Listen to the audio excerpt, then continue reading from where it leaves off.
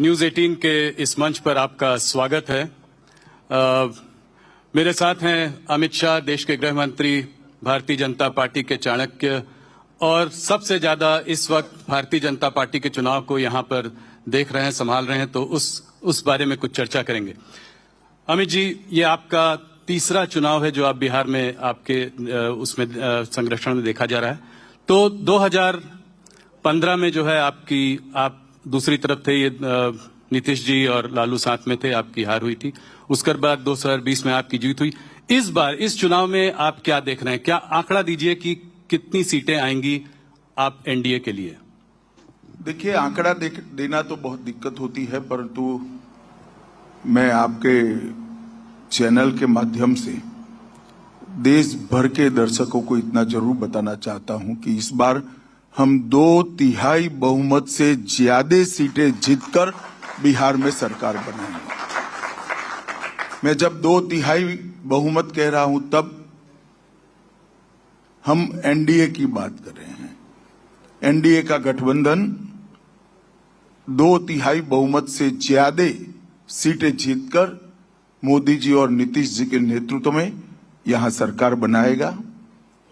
और मैं सारे देश के दर्शकों को ये भी बताने जा रहा हूं कि मैं जितना घूमा हूं बिहार में अभी, मैं स्पष्ट रूप से देख रहा हूं कि एक वेव एनडीए के पक्ष में है और हमारी सीटों के मार्जिन में भी अप्रत्याशित बढ़ोतरी इस बार होने वाली है। ये क्या वेव देख रहे हैं? किस चीज की वेव है ये?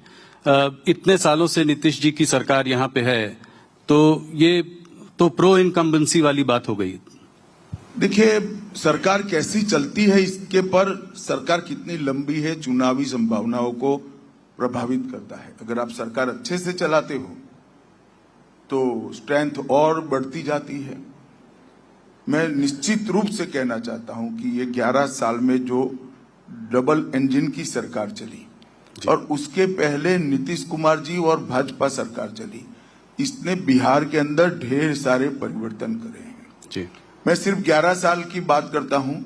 लगभग बिहार में ही इस 11 साल में 8,52,00,000 गरीबों को प्रति माह प्रति व्यक्ति मुफ्त अनाज 5 किलो मिलता है। लगभग 87 लाख किसानों को सालाना 6,000 रुपया प्रधानमंत्री किसान योजना का मिलता है। इसके साथ साथ 44 लाख लोगों को घर मिल चुका है। 33 लाख और लोगों को घर आवंटित हुआ है। लगभग 3,53,00,000 आयुष्मान भारत का कार्ड, जिसमें 5 लाख रुपए तक का इलाज, हॉस्पिटलाइजेशन, ऑपरेशन, दवाइयां, सारे टेस्ट फ्री मिला है। और लगभग इसमें हजारों करोड़ रुपया बिहार के गरीब का बचा है।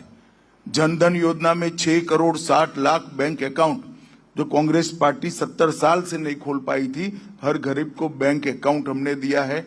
1,60,00,000 लोगों को पीने का पानी दिया है।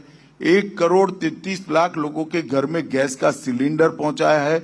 और इतने ही लोगों के घर में शौचालय बनाने का काम नरेंद्र मोदी जी के नेतृत्व में बिहार की भूमि पर हुआ है। मैं इस सबका योग बना लूं तो भी आप समझ सकते हैं कि कितना बड़ा वेव सृजित कर सकता है।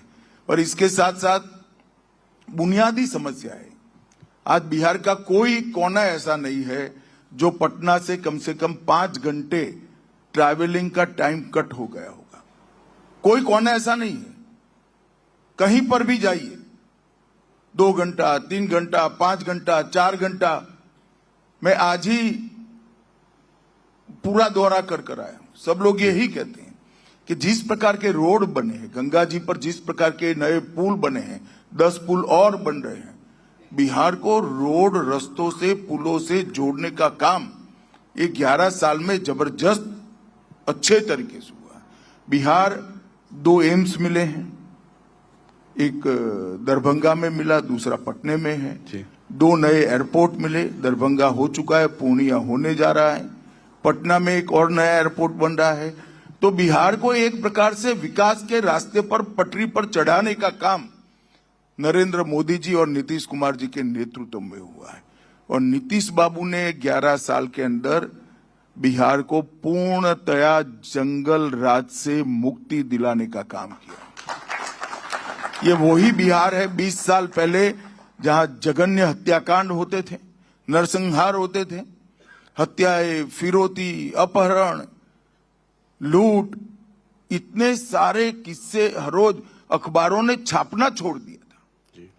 जब तक 5-6 लोगों का हत्या नहीं होता था अखबार छापता ही नहीं था, वरना रोज वही छापना पड़ता। इस प्रकार का माहौल बिहार में कर रखा था। इससे पूरी मुक्ति मिली है। व्यापार फिर से आया है, बरौनी का कारखाना बन चुका है, ढेर सारे इथेनॉल के प्लांट लगे हैं, पेट्रोलियम रिफाइनरी आ रही है, ढेर सारा काम यहां पर हो रहा है।